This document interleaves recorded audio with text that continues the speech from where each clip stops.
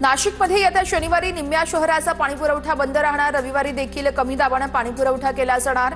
विल्होळी जलशुद्धीकरण केंद्रावरती तांत्रिक दुरुस्तीच्या कामासाठी पाणीपुरवठा बंद।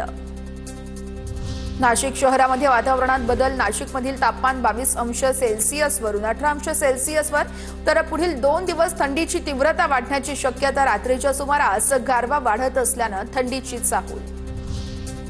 रत्नागिरीच्या समुद्रकिनारी हुल्लडबाजी, नागरिकांच्या अंगलट। गावातील मौज मजेसाठी समुद्राच्या पाण्यात टाकलेली 4 चाकी गाडी ही वाळूत रुतल्याने बुडाली।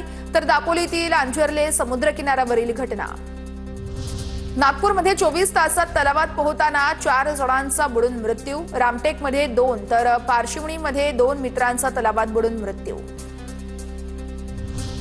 लातूर जिल्ह्यातल्या जळकोट ते उदगीर रस्त्यावरती ट्रॅक्टरची दुचाकीला भीषण धडक, भीषण अपघात, 2 युवकांचा दुर्दैवी मृत्यू।